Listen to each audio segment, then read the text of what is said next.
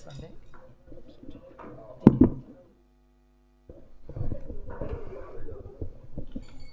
Excuse me.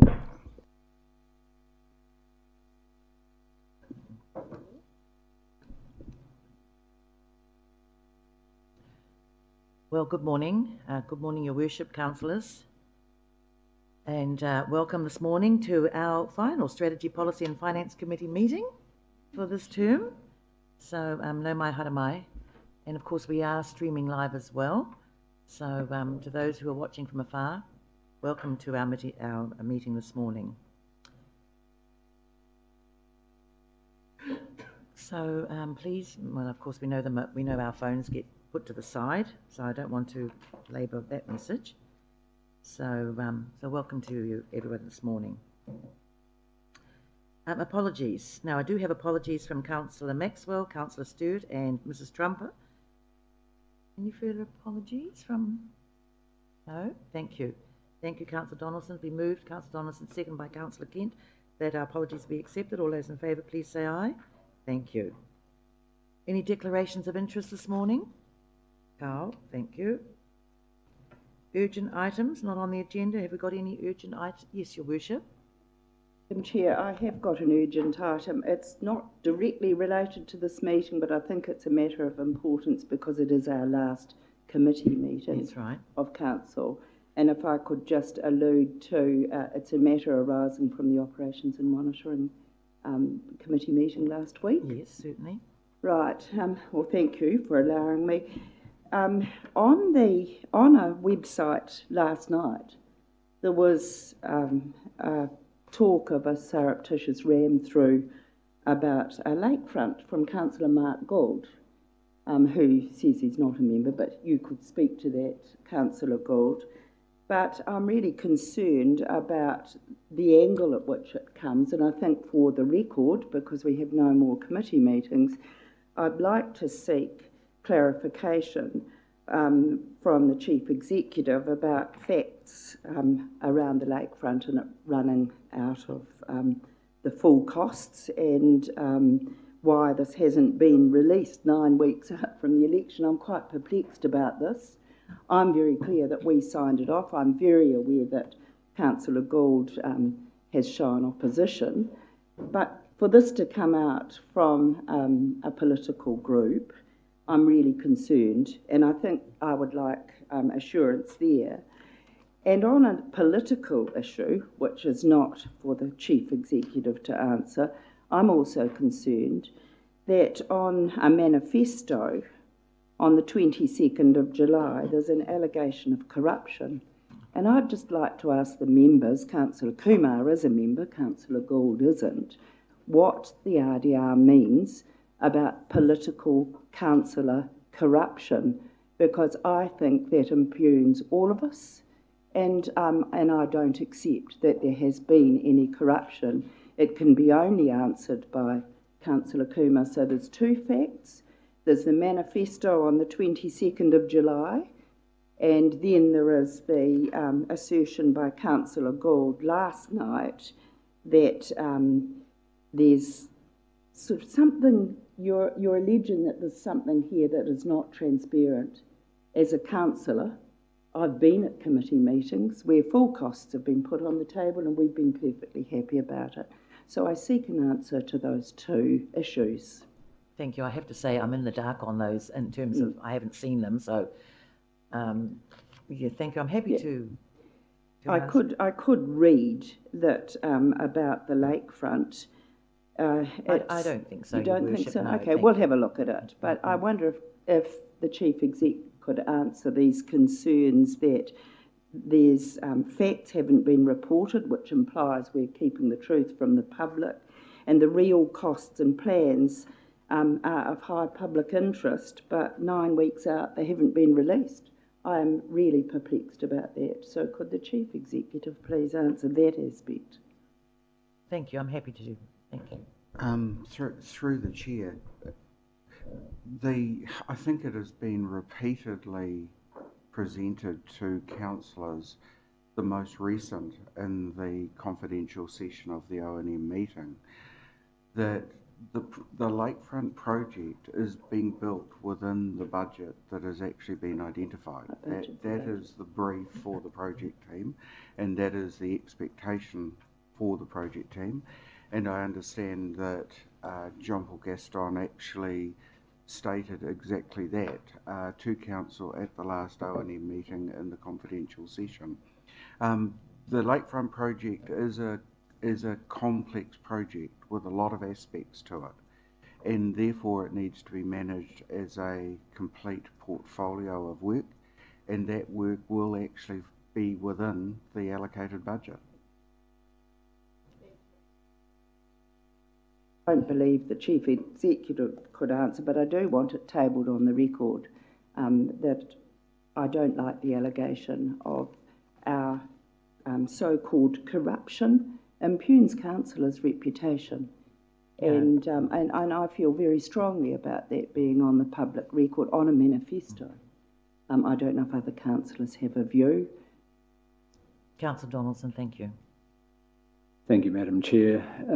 If anyone has any evidence of corruption, they have the avenue of the Auditor General to resort to. That's where any allegations of corruption should be taken. They've been taken there by the same commentator before, and nothing has been found. So, from my point of view, there's nothing to see here. If there's any meat in that, then off to the Auditor General, and we'll see what happens. Thank you. Councillor Kumar, did you put your thank you? Thank you, Madam Chair. Good morning, Kira Kato, everybody. I was away on holiday from the 17th of July till the 30th of July, and this may have appeared on a Facebook page, or maybe an email sent to members, or maybe it may have appeared on the newspaper as well. I'm not saying that I'm not fully aware of it, but I'm not fully immersed in it. I take any allegation against the council as if it was be labelled against me as well, because I'm a member of the council as well. So I'm not part of it. I think if anybody watches that Facebook page, and to know, to acknowledge is to like it, and it can clearly say whether Councillor Kumar liked it or not, to say that he has read it, and I did not neither support it nor fully was it. And we can't be responsible for any one particular person or persons that sometimes want to make an allegation. And so, look, there's a cell tower in the back of my shop building where it is. I have nothing to do with it, yet there are lots of ignorant and arrogant people that seem to think that I am responsible. So having sat in a group, what I'm trying to say is that when you are around that situation, a lot of people will put you in that same basket and think that, oh, you are responsible. So I sit on the fence on this one here and say, look, I'm not part of that. I did not accuse anybody. I'm not labeling any corruption at anything. So if that person or whoever it is going out saying that, I don't support that there is corruption going on. And if there is, then I'm part of the council. I'm part of that group. Yes, Your Worship. I want to labour the issue. We were not suggesting, but when we are impugned, so I don't belong to that I don't belong to that group, but a political corruption is an allegation when you use the words, when this group use the words, it impugns that elected members use their political power and influence for personal gain. That's what we need to be very careful with. That definition, it drags us all in. And it might be a very good idea that get removed from the manifesto. It is a manifesto. It's going out around the community now that this councillors are corrupt. And I haven't used my political position at all for influence of power for personal gain, and I don't imagine any other councillor has. So you were trying to clarify something. Defending is losing, really. But I think it's a conversation for the group to discuss, because we need to be attracting people to stand for council, because we're doing the right thing for Rotorua, and that we're doing it together, even if we have differences. So that's where I think this needs to stop. You've taken on another issue, and I can see you're offended. I think there's another issue, Councillor Gould, about yourself, the clumsiness of putting your name to a group Facebook statement that is clearly actually not the way you write when we see your report on that you tabled today on the LGNZ conference. I'd like to ask you if you wrote this Facebook page. I think I don't think we'll take cross comments or cross questions. So, Councillor Kent, thank you. Lift it up. Thank you, Madam Chair. I'm going to be very brief. I believe that such claims from the Sour Grapes Brigade should be ignored and treated with the contempt they deserve. Thank you. I think so. I think we'll leave it there. Thank you.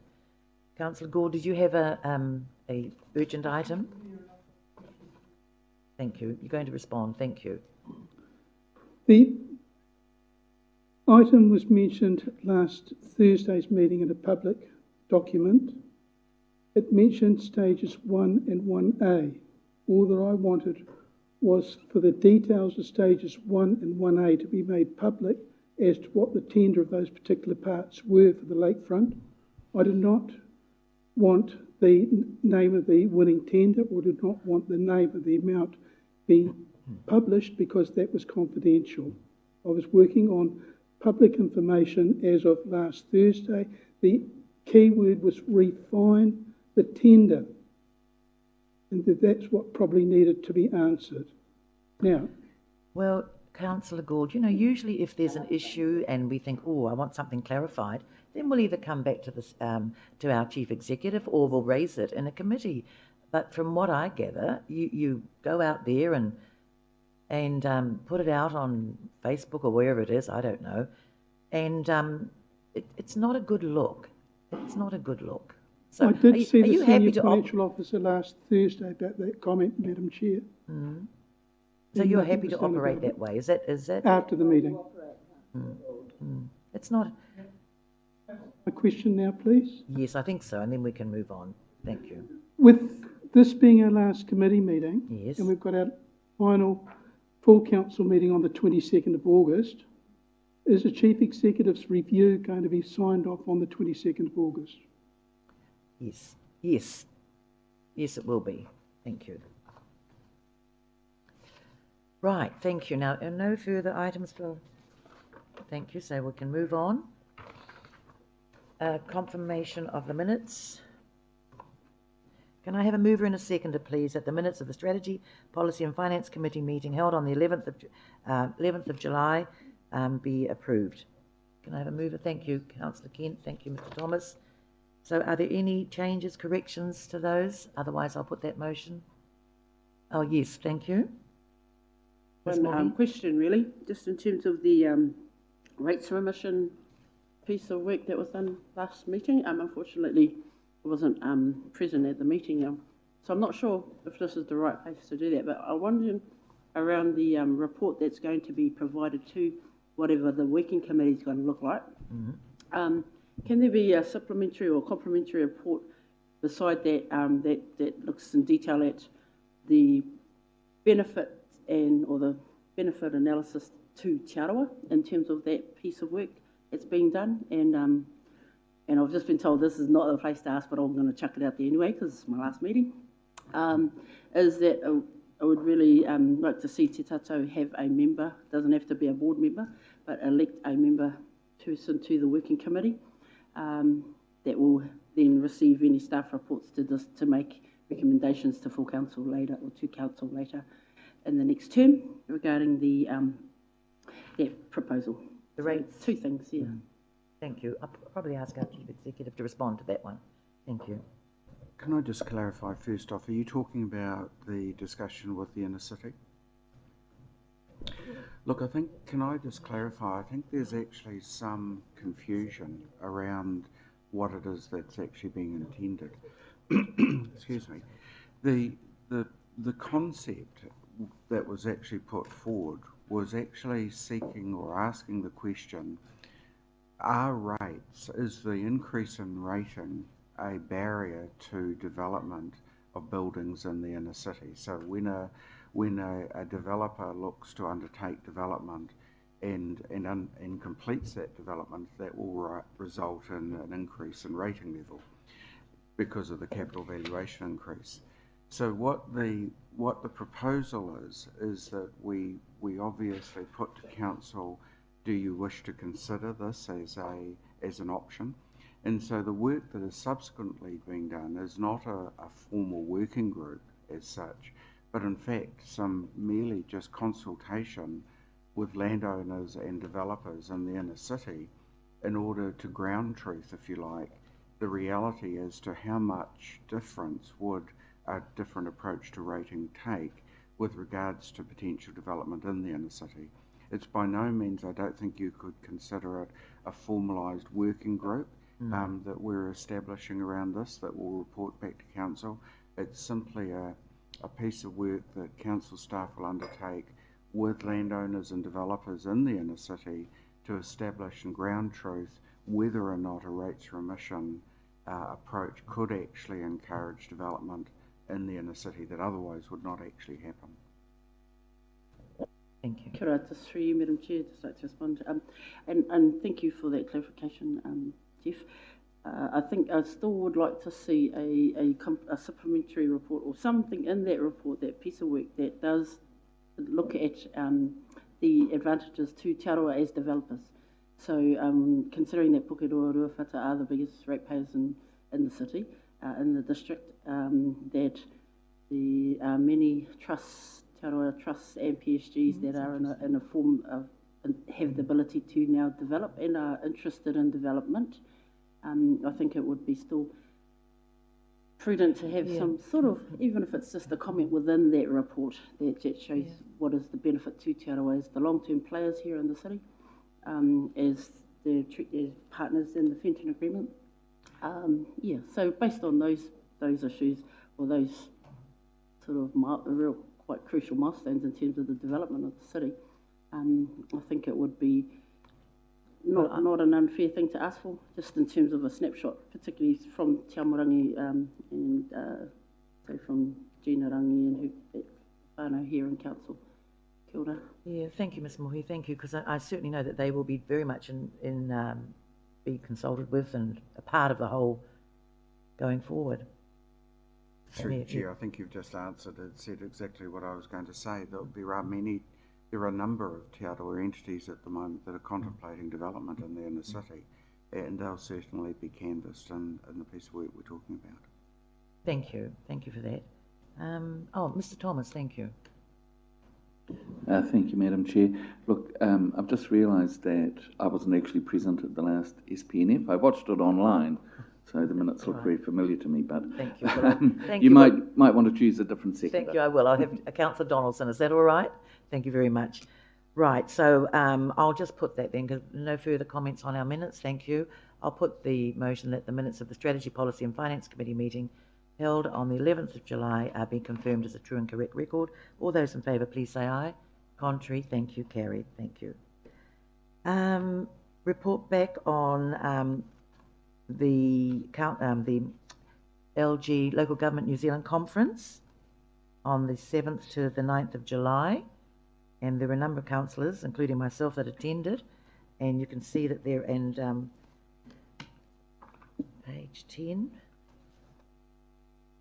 Yes, sorry, yes, Your Worship. Madam Chair, I was a participant too for a day and a half, and my report is tabled. Somehow it didn't get through to governance, but I was quite proud I got one written. So if you could accept that apology for lateness. Thank you. I don't know, Councillor Donaldson and Councillor Gould have put in a written report to the conference, but is there anything you'd like to add to it, or thank you? Councillor Donaldson. Thank you, Madam Chair. I'll take my report as read, but I have checked, and all of the speeches are on the local government New Zealand website, so they're there to be viewed on video. And I think the one that spoke to me about a lot of, I guess, the last triennium of this council, the last 6 years actually of this council, was Phil O'Reilly's address. Absolutely. I think it was an excellent address. And also, as I've highlighted in the report, Natalie Palmer, her engagement was not to sing our team, our engagement team, but I think it was an absolute masterclass, and I think any of Una's team could have done the same, but it was a fabulous presentation. So I'll leave it at that. Thank you. Councillor Gould, did you want to talk to? You don't have to, but I mean, a lot of councillors were very concerned with climate change, Madam Chair. yes. Now, that was one of the key things. What's going to happen? Also concerned with lack of funding from central government to local government, because local government's having to spend more money on infrastructure. And it mainly showed up in a lot with the roading. A lot of councils are griping about the lack of funding from NZTA on national highways. And the example is like Tenai Road and Rotorua, Madam Chair. Thank you, Councillor Gould. Yes, Your Worship. For me, the Tuia meeting was quite significant, because this is the Mayor's Task Force for Jobs, and we were trying to find out our place after the election. And this is a group of mayors that are really keen to get young people into employment, jobs or training. And clearly we were trying to find a place for how will mayors address social wellbeing in the next triennium, and how will our focus on youth at a local level be? What will it look like locally? And it was good to see that we've got our own working together approach here with our CEs and the not-for-profit sectors feeding in the mornings before that session. But you can see we have a mechanism locally to make quite a change for young people when we get together after the election and discuss wellbeing and what it means to us. The avenue that we see nationally to promulgate change for young people is through the Mayor's Task Force for Jobs. So all of those mayors who participate can see that this is a national network that gets ministers coming to it. We had some great success with the driver licence. That's still not nationally rolled out, but that's where we could look at our local project approach with young people. And it was good to see that we're getting some traction. I do have to apologise because I did attend the conference, and I'm sorry I was reminded to get my written report in and I completely forgot about it, so I do apologise. But can I just say the standout, as you were saying, Councillor Donaldson, was Phil O'Reilly for me. I mean, public-private partnerships, looking at that, and also incentivising business. And the other thing, of course, was localism, engaging with the community. That was the big thing as well. So, but you know, it is great if every councillor from time to time can attend the council, because you're talking to other councillors from around the country. You're talking about what's happening in their area, what are their issues, infrastructure, biggie, and engaging with the community and getting better buy-in. And so, but thank you. So I do apologise that my report isn't a written one. Councillor Kent. Thank you, Madam Chair. Just a matter arising from Councillor Donaldson's report. I note that the remit to ban the sale of fireworks to the general public was passed 100% unanimously. And I would like to ask the Chief Executive what would be involved in us actually proceeding to implement a ban on sale of fireworks to the general public, and would it be possible to do so prior to the damage that's going to be caused on November the 5th this year? No.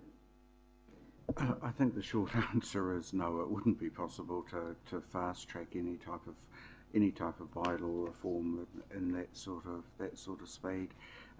Really, what we would need to do, obviously, is to go through a normal type of process, which will involve significant consultation with the community as to what their views are. So those sort of processes invariably take time. Yes, Your Worship. For those councillors to understand, when the remits are passed, they are considered by LGNZ Council and then put into what could be in a manifesto in the next triennial in their meetings with ministers of the Crown. So how can these get picked up in legislation? You're right that there can be a local approach, never in time for that one, but nationally they'll consider whether there will be a law change or not. Councillor Tapsell. Thank you, Madam Chair. And it was just a very brief amendment to Councillor Gould's report on page 14, and I wondered whether I should bring it up, but considering it's an official council record, there is a statement there that says Māori have less life. It sounds very awful. I know you didn't intend it to be insulting, but I think that it's not in good faith that we have that comment in there. So either it be removed or life expectancy be included if that was a fact that was given. I think the wording perhaps is life expectancy. Thank you. Councillor Gould, are you happy for that change to be? Because it is about life expectancy being shorter. Change the words, but I just wrote down what the speaker said. Yes. So they've got a record, Thank you. What they said was put on the screen, and also whether it's true is another matter, Madam Chair. Well, actually, it's very true. Life expectancy, absolutely, for Māori is way. That's right. So, but it is about life expectancy rather than life. Thank you. So you're happy just to make that change? Because it is. Thank you very much. Councillor Hunt. Thank you. Just one of the remits I did read in line of what's just been said by the Chief Executive about how long they take to go through was the one on the use of glyphosate around the country. There is significant concern for a small group, and that concern's growing for others. And I noted that the remit was that they would look at alternatives. And I guess what I really wanting to reassure the community is that it will take time to do that. It's not a quick fix, and it's not something that we may necessarily, although we could consider making those changes. And I would like to highlight that we have made significant changes in our major parks under that. So they're now weed-eated as opposed to weed sprayed. So that's the reduce of glyphosate, and certainly that's been a conversation I've had repeatedly with Rob Keithley about where we've planted fruit trees in our reserves, that they aren't sprayed either. So I'm really just letting the community know that this has come up, been elevated, the conversation, to a more national level, but it will take time, and I hope that there'll be more areas that we reduce or completely remove the use of those sorts of pesticides in the future. Thank you. Thank you. Ms Mohi? Kia ora. I just wanted to acknowledge the remit that was passed to permanently give a seat to the chair of Te Maruata. Yes. And I just, as a member of Te Maruata that was nominated by this council and Te Tatau, I just wanted to acknowledge that as a milestone for local government New Zealand. Bonita Bigham, who is our chair of Te Maruata, has done some long yards, few years on the board. Recently, with the incoming government and the revival of that board, she's had now a lot of support. Particularly want to acknowledge the chair of the national board for his support to Te Maruata. So just wanted to mihi to our council. Hopefully we voted for that remit. And koina. Thank you. It's actually quite interesting, Ms Mohi, because years ago when I went to one of my first local government New Zealand conferences, you wouldn't have heard a word of Māori. And every person that got up did a brief mihi and, kia ora, and it was so noticeable compared to when I went some years ago. It's absolutely noticeable. So that's good. And you're right about having a seat at the council table too. And yes, Bonita's worked very hard to get there and take everybody with her. So it's good that you acknowledge that. Thank you for that. Yes, Councillor Donaldson. Madam Chair, just on the point that Ms Mohi raises, that vote was quite curious, the way it was conducted. So there was a call from TLA in the South Island that voting be done by way of division, which drew curious comments around the room. And and no one could understand why. However, voting was done by way of division, and because of that, we couldn't get the report on the vote back for at least 5 minutes, and there were a lot of remits to get through. But in the end, we were one of the 98% who voted for inclusion of Te Maruata member on National Committee, and 2 abstained. 2 abstained, yes. Yeah, there's We work to be done. Yes, we didn't know who they were and who are, but that was the one, and it was resounding applause when that passed. So, thank you. No further. Thank you. So we'll go on to our staff reports on page 21. Delegations to the Chief Executive during the interim election period. Could I have a mover and a seconder? Thank you, Councillor Gould. Thank you, Mr. Thomas. So I'll put that motion. All those in favour that we receive the report? Thank you. Thank you very much. Good morning, Rick. Thank you. Kia ora, and through you, Madam Chair, I'd like to take the report as read. However, I'll just explain a little bit about what the delegations to the Chief Executive through this interim period are about. We're into election mode, as you're all aware. Election day is 12 October, closes at midday on that day. Following that, there'll be a new mayor and councillor, and they'll be sworn in at some stage after that. The interim period is about the period that the results of the elections are notified, and the period that the council or the new council are sworn in. So there's a period there that delegation needs to go to the Chief Executive should he need or should there need to be some kind of decision made. Now, if that is the case, the Chief Executive will need to run that past the Mayor, and also it will only relate to any matters that can't wait to the first council meeting. If the Chief Executive does decide that needs to happen or needs to use that power, that will need to be reported back to the council at their first meeting as well. So happy to take any questions, Madam Chair. Yeah, I do have a question. What in the event of a civil emergency? Because I always understand the only person who can declare a civil emergency is the Mayor. So does that delegated responsibility pass to you too?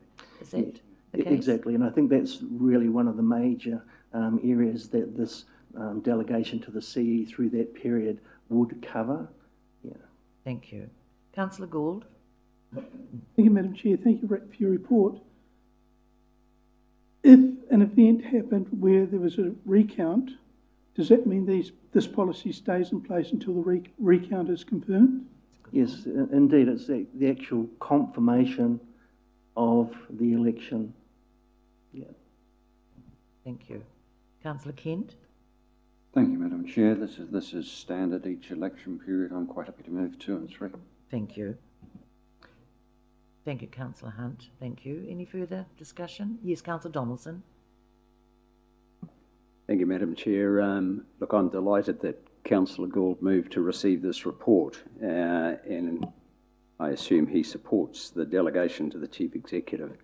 But I'm still steamed with the headline of his article on that Facebook page, Surreptitious Ram Through.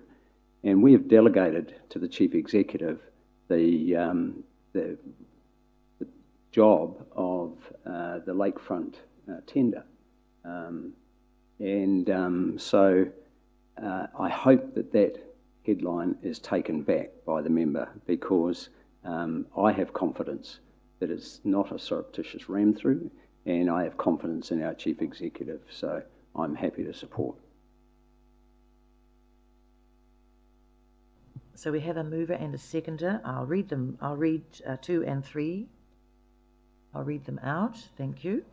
2, that subject to the limitations set out in Clause 32(1) of the 7th Schedule to the Local Government Act 2002, the Committee recommends to Council to delegate all of its responsibilities, duties and powers to the Chief Executive for the period from the day after the declaration of the election results until the swearing in of the new council, subject to a requirement that the Chief Executive may only exercise this delegation after the following: A, consultation with the person elected to the position of Mayor; B, may only attend to those matters that cannot reasonably await the first meeting of the new council; and C, shall be reported to the first meeting of the new council; and 3, that if any urgent decisions arise in this period requiring significant political input, then an extraordinary council meeting will be called. So that's 2 and 3. We've got a mover and a seconder. I'll put that motion. All those in favour, please say aye. Contrary? Thank you. Carried. Right. Page 25. Excuse me. So recommendation 2, amendment to the dangerous and insanitary buildings policy. Could I have a mover and a seconder, please, to receive that report? Thank you, Councillor Donaldson. Thank you, Ms Mohi. I'll put that motion. All those in favour, please say aye. Contrary? Thank you. Carried. Good morning. Kia ora kōrua. Good morning. Kia ora, Madam Chair and councillors and board members. And look, I'll hand it straight across to Daryl as our Building Services Manager to take you through the paper and the implications of it. Morena. Yes, I'd like to take the paper as read, the report. Effectively, the Building Act requires all regional territorial authorities to have a dangerous and sanitary building policy. They have to be reviewed on a regular basis, no more than 5 yearly intervals. And the driver behind this change is it was time to reflect on the way we're doing things and a change in the legislation, which now recognises affected buildings. And there's been a few examples. We've got Christchurch, we've had one at Whakatane Heads where, for instance, there was a slip behind houses, but what they found was there was no powers in the legislation to enable councils to deal with the actual building. The building was fine, but there was no powers to actually safeguard the people that use those buildings. So hence the changes to the legislation. So the word affected is now enshrined in the Building Act. So the other changes we'd like to have made, we've simplified our process around what we need to do to align solely with the legislation, and we've taken all the tools that we use for risk metrics and things, and we're putting those into our quality system, and that enables us to be light on our feet, change those things without having to have a formal policy review, which just makes better business sense. So happy to take any questions through you, Madam Chair. Thank you. Thank you for that, Daryl. Yes, Ms Mohi? Tēnā kōrua, kia ora, Daryl. Just a question really, in terms of if you can help clarify my understanding of what are the pathways for those, say, landowners who have unpermitted or buildings that are deemed to be fall under this category here, particularly in terms of my land. I understand there are 2 avenues to try and avoid getting yourself to this position. One is the safe and sanitary reports, and the other, I understand, is the certificate of acceptance. Now, I would really like to get some clarity from you around what are the pathways for people wanting to sort of avoid getting to this point. They may have older buildings that are I think it's 1996, or the Building Act will not allow for retrospective building consents at a certain cut-off date. And so my question is, how would someone who has old, buildings that have been placed on their land back in the 80s, around those periods of time, that didn't quite get building compliance, and what are their pathways back to getting themselves either legally covered or some recognition in council on their property files that they're now okay? That could well apply to many of our properties in Rotorua, but thank you. Are you able to answer that question? Yep, through you, Madam Chair. Look, this policy and the legislation around this requirement is solely reactive. And you think about the recent unfortunate floods that we had at Ngongataha, we used this policy then to go out there and issue insanitary building notices. The existing building stock, we will only deal with that if it becomes insanitary or dangerous. the fact that it doesn't have any certification, and there's a lot of those previous pre-Building Act properties don't have that level of certification. It's not a concern to council. So what this does is set out some structure around what we do and how we deal with buildings when they become dangerous, affected or unsanitary. And it's a formal process, but it's always one where we'll work collectively with the building owner to get the best outcome. So what we're trying to do is get the building remediated so that it's safe and suitable for use again. That provides clarification. Just for you, Madam Chair. Thank you for that. That has helped clarify my understanding around this report. But just in that situation where you had the unconsented buildings and the land trust, say the trustees were wanting to make sure they were at least compliant, public liability cover, some liability cover, or some sort of certification that says, okay, we have met something that allows us, we're covered in our terms of our public liability, or can seek insurance, or just have something on property file to say they are not illegal, so to speak. Is there any avenues there? Through you, Madam Chair. Look, there isn't an avenue. Our requirement under the legislation is to hold information about properties and about buildings and things, and that's more around the process that we follow. Like, we don't just have a whole lot of stuff on there. So the best advice for them would be to get some independent advice, and then they can pass that on to those people, that your insurers and things like that. And that's been the process around town for a wee while now, and it seems to be working. Is that to a lawyer, independent advice to a lawyer, or to who? Through you, Madam Chair, look, it could be a building surveyor, could be an engineer or an architect or someone like that, someone that was skilled in that field. Oh, thank you. There are a few people, councillors that would like to speak. Mr. Berriman Kemp. Yes, thank you, Madam Chair. And I'll just refine my question based on the answers for the last one. I have two questions. The first one is, I was unable thank you for the report, and sort of get the point of that, but I was unable to get a feel for the potential impact in terms of these. At first, I was particularly focused on community-owned or community-used facilities, obviously marae, community halls, sports clubs, things like that. But now I'm also thinking in terms of privately owned. I was unable to get a feel from the report what the potential scale of this issue might be. So if you could maybe comment and say, do we have a lot of these buildings? Does the council think potentially we will need a lot of this, or is that not necessarily the case? So that's my first question, and then maybe I'll let you answer that and I'll do the next one. Through you, Madam Chair. Look, we issued 80 odd of these during the floods of 2018. And that was as a result of an event. On any given year, we'd struggle to get through to 2 or 3 on these. And effectively, it's just a tool to get people to remediate their buildings. So yeah, it's not something that we use on a regular basis. It's just something that we've got in our toolbox to help us. Kapai, thank you for that answer. My second question is, and it may be a wee bit of a wider one then, the potential impact. I'm aware, is it Whakarewarewa and Ohanamutu have special status within planning things?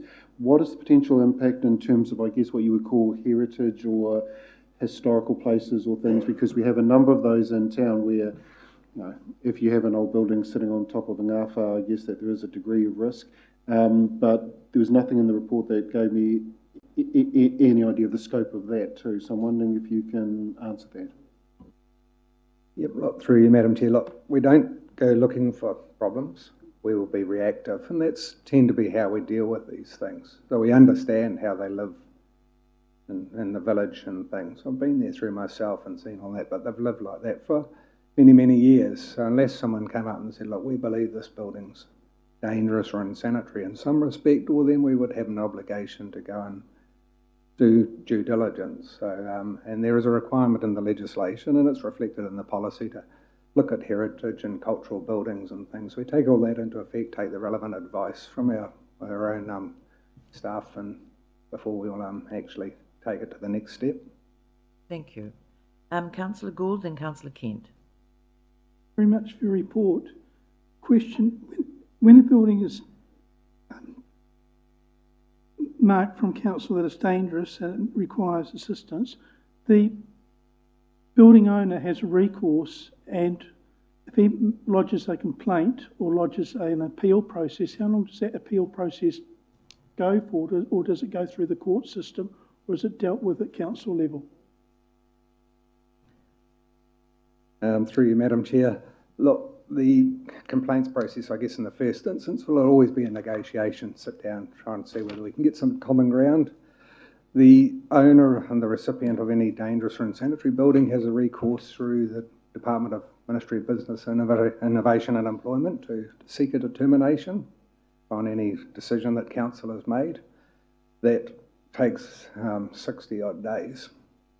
It's my understanding 60 working days is the process for that. But we'd like to think we wouldn't get to that stage. You know, I mean, effectively, in a dangerous or unsanitary building, it's usually pretty clear cut. Yeah. And then. Thank you. Councillor Kent. Thank you, Madam Chair. Through you. The definitions on it's in the bottom right-hand corner is page 31. I can't tell you the number at the top because my tablet's refusing to respond properly. Under the definitions, you've got there a new clause 2 for the purpose of determining whether a building is dangerous in terms of subsection blah blah, may seek advice from a member of the New Zealand Fire Service, etc. And if that advice is sought, may have due regard to this advice. Now, I have been advised, and I have no personal knowledge of, because I think it was before my election to council, that this council actually received submissions from the New Zealand Fire Service telling us that some of the streets where we were going to put central parking was going to cause a major issue because of the width of the streets being so narrow that fire services and emergency vehicles would not be able to get down. I believe at that time that advice was ignored and the central parking went in anyway.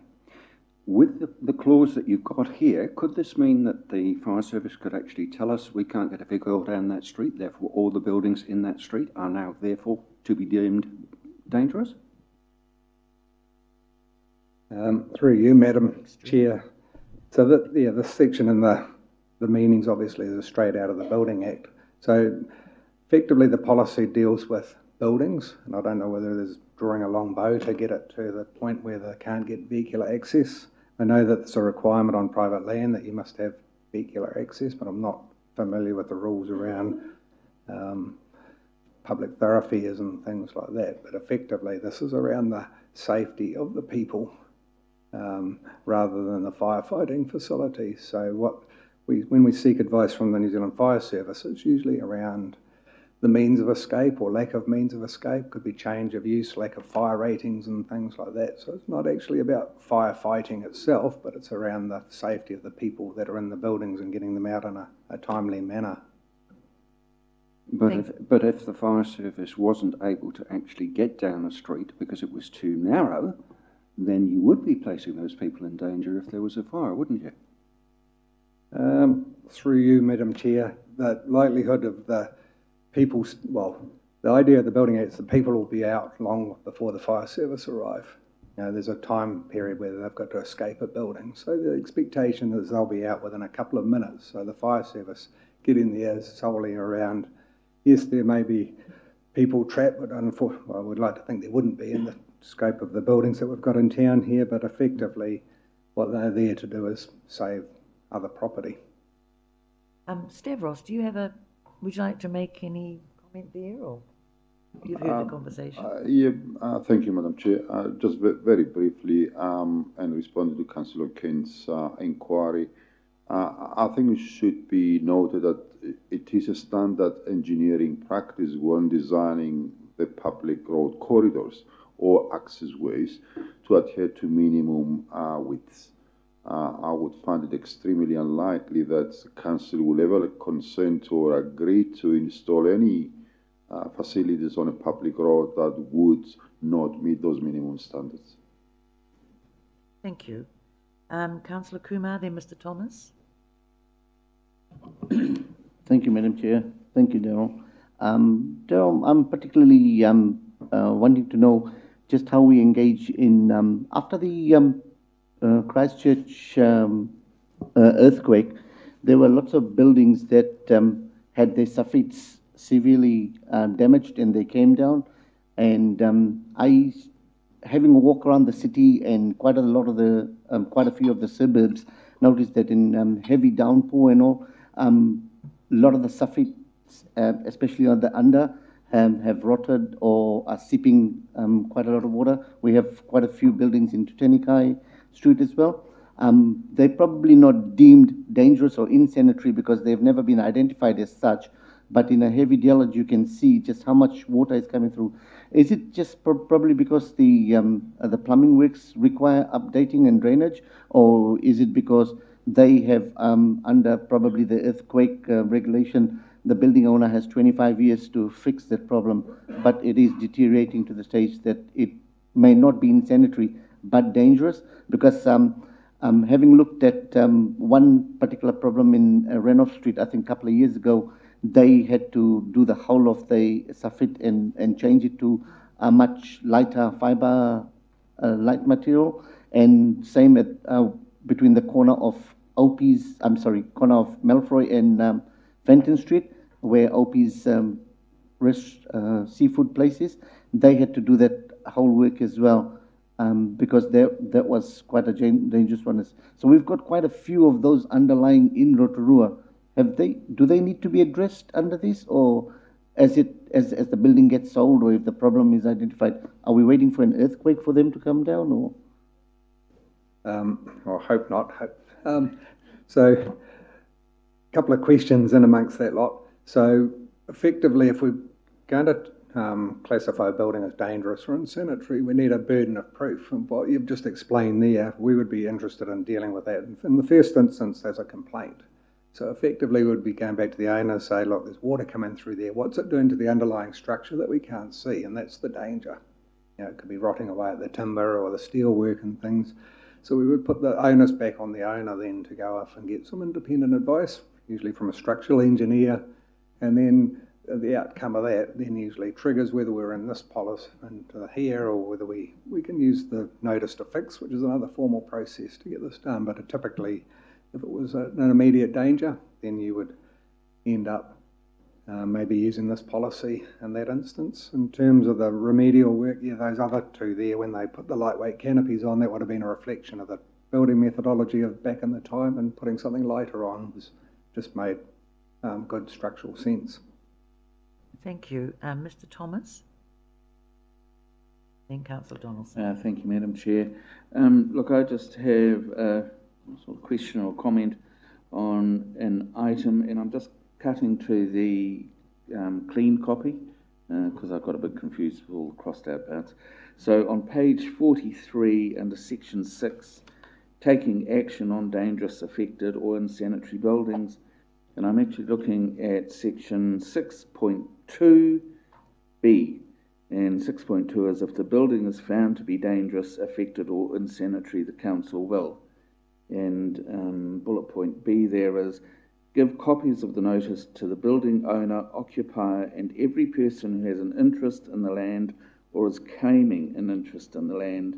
And then a little bit more about Heritage New Zealand.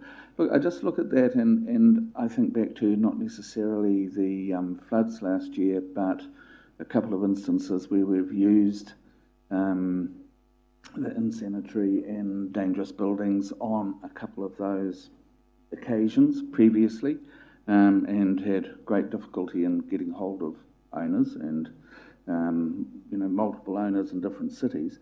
And I just wonder if you're I understand this is most probably aimed at mortgagors and banks and people like that have a financial interest in a property, but I just think council is leaving itself too open to having to chase a lot of unknown people, possibly, of the underlying land. So it may be a leasehold building, It could be Māori land where they're having to search high and low the length of New Zealand to find the owners, and no disrespect to the owners of the land, because we'd be looking at the leasehold building.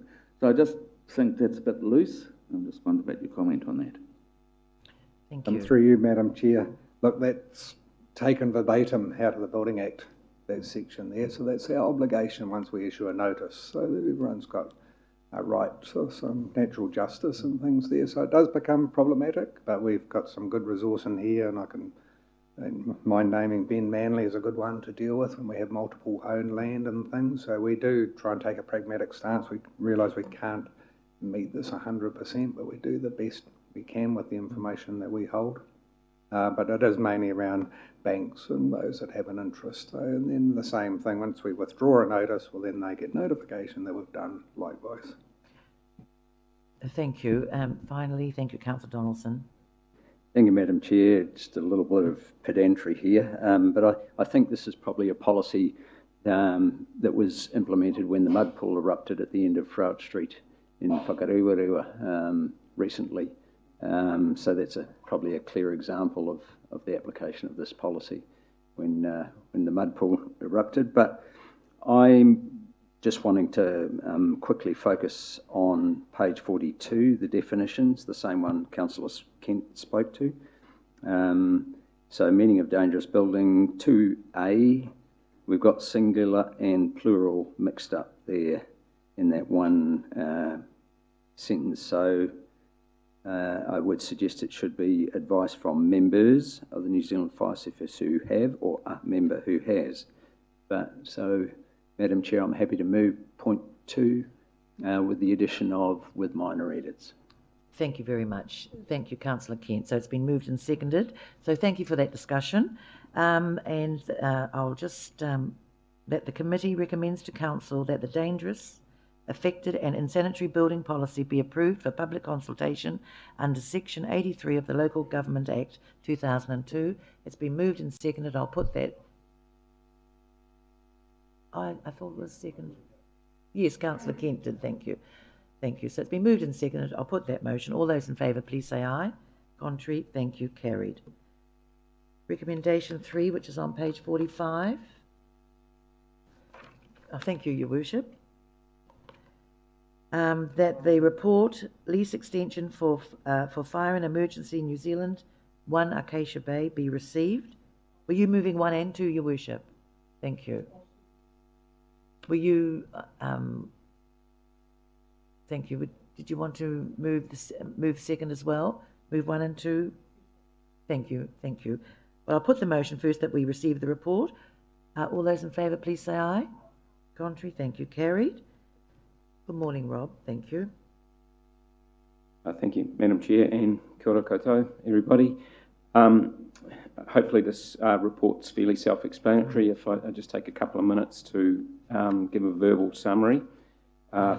This process was initiated in early 2015 when the Lake Okaraka firefighting force came to the council seeking basically a change to the reserve classification because their existing building was sitting on a local purpose reserve that immediately adjoined a recreation reserve. They wanted to extend their building slightly to do some extensions, and so we went through the process of taking the recreation reserve, transferring it to a local purpose reserve, which allowed the building footprint to go over that. And in that process, we said, yes, let's initiate this and let's allow the Okaraka Rural Fire Force to have a 10 plus 10 year lease. That change to the reserve status went through a public consultation process as required by the Reserves Act, went through full community consultation and was approved. And a result of that, we signalled to the Lake Okaraka Rural Fire Station that yes, you can go ahead with getting ready to do your extensions. In that time, before that was happened, the government announced the changes to fire services in New Zealand and FENS was created. FENS then inherited all the rural fire stations and everything and said, this situation at Okaraka, we've now got more obligations on what we need to do. rather than tack a $300,000 extension onto the old fire station, we'd like to actually get rid of that and build a new $1.6 million fire station out there. That went through a public consultation process again as part of the resource consent for that building. It was independently heard, and then the consent for that building to occur out there was granted. So it straddles the two local purpose reserves. Fens have come to council and said the lease that we inherited for the 10 plus 10 years when we got the rural fire station is not sufficient for our investment. We've looked at what local purpose reserve leases we have. We can consider that a 33 plus 33 is appropriate. We have kohangas and community halls and things like that on our local purpose reserve, so that would fit into that alignment. So the recommendation is that that the council indicate to Fens, yes, that it would approve a 33 plus 33 year lease for the new fire station on that reserve, and then we will process that. Happy to take any questions. Thank you. Any questions? Yes, Councillor Tapsell. Thank you, Madam Chair, and thank you, Rob. I think this is actually a very exciting opportunity for us to show our support for Fens Fire Emergency New Zealand and the absolutely vital service that they provide to our communities. Particularly, I'm mindful that our population is growing. By the time that lease ends in 2050 and 2053, we know that our population will be 100,000, and we know that it's growing out in that area. So the safety of our families and resilience of our communities is really important, and I'm happy to support that to improve the capability of support around that area. The question I did have was just on the lease. So when you say one right of renewal, that's just with, by the time it ends, that lease ends, then they're able to renew it, but it's only for an additional 33 years. It's not for perpetuity. So the council at the time can then decide that it would only be another 33 years, and if things change, then the lease itself could change as well then. Yes, that's correct. I mean, it gives them a 66-year guarantee, but any time during that, then applications for extensions to leases or even potential changes to ownership of the property can occur. Thank you. Mr. Berriman-Kemp. Yes, thank you, Madam Chair. I'm quite comfortable to support this as well, but one thing that the report lacked that I just wanted to seek some clarity on was what was the history of the land prior to it being put into the reserve that then transferred into this one? Obviously, the direction of my question is in terms of in granting this lease for quite a long time frame, potentially are there any potential comebacks? I don't know if Henry might need to be pulled into this because I don't know the history of how that land was first made a reserve. I don't know whether there's a potential risk in the future of a potential land claimant. Yeah, I don't have the history on the long-standing tenure of the land.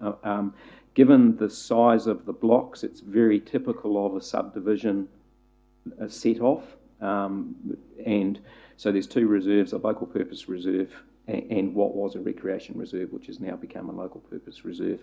It's on a street corner, so it's very typical of what I would say is a subdivision layoff. We can certainly investigate that before we go through a full lease process and identify if there's any problems that may arise. Thank you. Councillor Gould. Chair, thank you, Rob, for your report. Number of questions. Concerning making it a lease for 33 years with the right of renewal for another 33 years, is the legal cost borne by the council or borne by the New Zealand Fire Service? It's just thinking of other ones we've done. We simply go through a process and create a lease document. They go through a legal check of that as well. It's our standard lease. Usually there's very little that changes from what goes out. We have very similar situations with kohanga and things like that. So if there are any costs, it's very, very minor. Second question, with In normal leases with the right of renewal for a short period of time, you've got price increases all the time. Is the rental on the property peppercorn, or is it fixed at a certain period of years, then reviewed after a certain period of years? Could you please explain? For community use facilities, it is reasonably peppercorn, and they are reviewed as part of long-term planning process. They don't. I'm just thinking the reserve management plans that we have actually have the community use leases set in those, so they haven't actually changed for about the last decade. So it's not the same as a commercial activity. Question to do with wastewater and water going into the premises. I take it that the fire service will be paying those yearly for the sewage.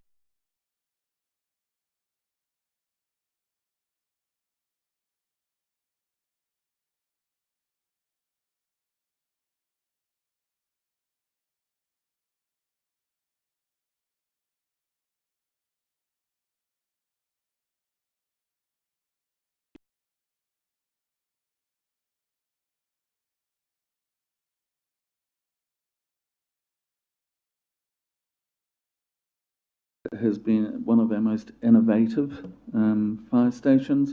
They've won a lot of awards for their activities. They work incredibly hard on innovative things. The fire chief there is often overseas assisting in fighting.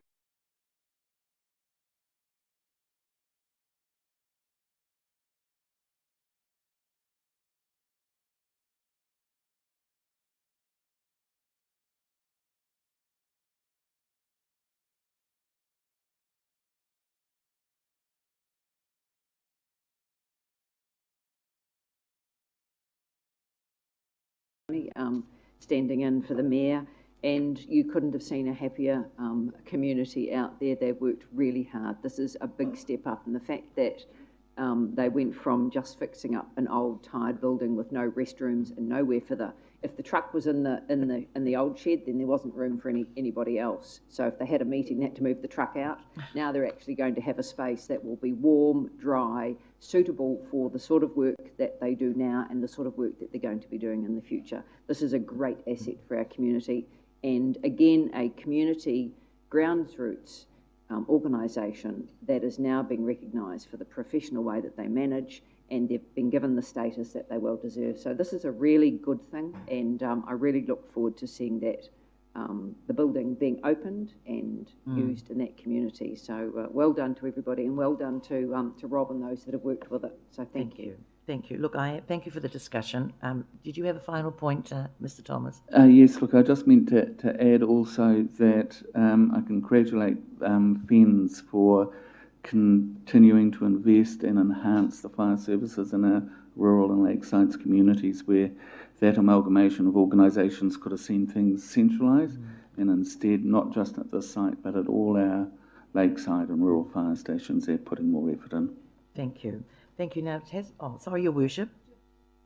I understand Mr. Berryman-Camp's concern about any underlying claim, but this is a major piece of infrastructure for entire community safety, as well evidenced in the floods, and the use and response of this service was astonishing. And Anaru Rangihui has been very instrumental in holding many meetings of ratepayers out here in this facility, and I would imagine there wouldn't be an issue of concern about public well-being on this lease. It's just, this group are amazing, and they've won the Trustpower Community Awards. They have the Youth and Emergency Services training out there. They're volunteers that give back 100-fold to our community, and they are, as Councillor Hunt said, so excited about a capital spend. They've lived in an old airport hangar, really, converted. So we're going to have a beautiful piece of infrastructure with a fire and emergency service second to none, that actually the lifeline to Tarawera or Karaka could well have been cut off. And this was the nerve hub for that community. So this gives them surety, and I think it's a great thing.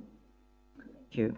So we have got a mover and a seconder that the committee recommends to council that the term of the lease for Fens is extended to 33 years with one right of renewal of 33 years. I'll put that motion.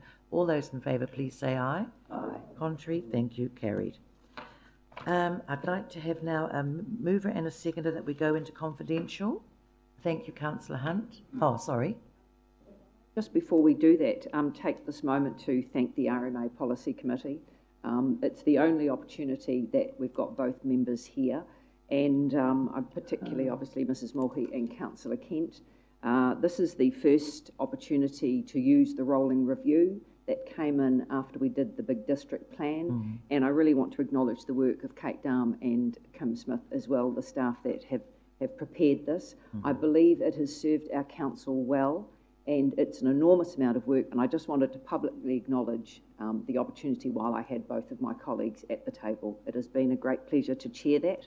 We've had some extremely robust and forthright discussions, and I believe that that's actually the outstanding strength of the diversity that we have brought to that committee, and I thank you for working with you, and I look forward to seeing whatever happens in the future for that committee. Thank you very much, Councillor Hunt.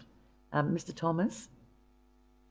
Thank you, Madam Chair. Look, just before we go into confidential, I just wonder if I could just make a couple of comments on behalf of the Chair of the Rural Board and myself. So Shirley can't be here today. She is sick, and she didn't want to spread her germs around us, so she has stayed at home, but hopefully she's watching on live streaming. Look, we just wanted to thank Council for the responsibility you've entrusted us with for sitting on your substantive committees. We have really appreciated the role and the seriousness of it, and we have always tried to contribute positively to the discussion, and we hope that you've felt that that's what we've been doing on both committees.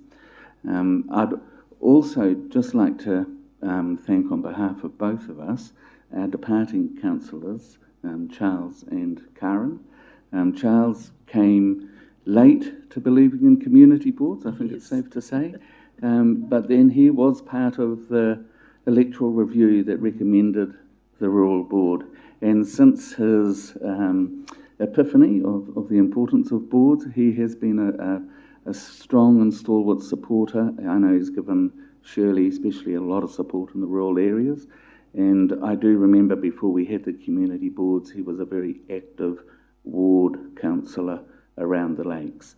I'd also really like, and Shirley asked me particularly to really thank Karen from the Lakes Community Board perspective. Of course, she was one of our first councillor representatives, and we thank her from the Lakes Board for all the energy and effort and support she has shown the Lakes area and the board over all the years she's been on council. And then from Shirley and I personally, we'd both really like to thank you, Karen, for the advice and friendship and mentoring that you've given us both in our roles as chairs. Thank you very much. Thank you. Thank you. Very, very nicely put. Thank you. Councillor Kent? Thank you, Madam Chair. Thank you, Karen, for your kind words. I won't go any further on that because the final council meeting's coming up and we'll get you then. What I would like to do actually is to propose a vote of thanks to you, Madam Chair, for the efficient way that you've conducted this committee meeting. It's been appreciated, I think, by all councillors. Thank you so much. Thank you very much, Councillor Kent. Your Worship? I think it is the last time that we're all together, and there's more than just community boards. I think it is about a team, and with the Resource Management Committee, with Te Tato o Te Arawa sitting at our committee meetings, and with the Rural and Lakes Board, we're a very different council from what we were in 2013, where I actually felt in the role of the mayor then that I had to be ubiquitous everywhere, and now in a high trust model of leadership, which I like to believe in and see happen, I don't have to worry about what goes on in the Lakes Community Board, the Rural Board, the Resource Management Act Committee, and also Te Tata o Te Arawa, because we have a way of communicating now in a high trust model. And it's saved my role, the Office of the Mayor, for concentrating on strategic issues and not getting caught in issues that should be resolved with councillor link, such as Councillor Tapsell, and that link to the boards. And the community doesn't often see how we work, but the recommendations that come through that you all place at either committee have been quite different, quite a different complexion to how they were in 2013. So we often ask ourselves, what do we look like now compared to what we looked like before? And I believe it's very like MMP, or probably it should have been STV, but we are much more representative of our community for the input that comes in through various committees. I'm on a group in Wellington of strategy and governance, and there's a big discussion about reform of the RMA committee. And I do refer there, but don't throw the baby out with the bathwater. It's often how you interpret the Act rather than a complete blue skies approach. And it's the input of the hours of work of community boards and groups like our committee that make our work around only a decision-making table just so much easier. And we don't have to go to every meeting. We know that you're out there doing it. We know Te Tato's busy, and I meet with the Chief Executive and the Chair, and as does Jeff. So we've got good lines of communication now and need to face only on the big strategic issues that keep our district moving forward together. But I'd like to thank you, and Gina, thrilled that you've got a new role, and look forward to who we'll be working with after the elections. But thank you so much. Incredible value from the work that you put in on this committee. Yes, thank you. And can I just follow that up also by saying thank you to everyone, to you, Mr. Thomas, Phil, and also to Shirley, Mrs. Trumper, and if you're watching Shirley, kia ora, hope she's getting well, and of course to our Te Tato members too. I've really, as the Mayor has just said, I've appreciated the input that you've had on Strategy, Policy and Finance Committee. I'm always of the belief that leadership is a shared responsibility. And really, that's what I think you were saying just then, Your Worship. You know, everybody's contributed, and it's about leadership actually. And but thank you very much. It's been a pleasure to have chaired our meeting, or chaired the Strategy, Policy and Finance Committee meeting over the last term. So thank you for that. We're going to take a break, but before we do that, I'll just, somebody like to move that we go into confidential. Thank you, Councillor Hunt. Thank you, Mr. Thomas. We're going to move into confidential, so public excluded. All those in favour, please say aye. Contrary, thank you. So we'll take a 10-minute break. Thank you.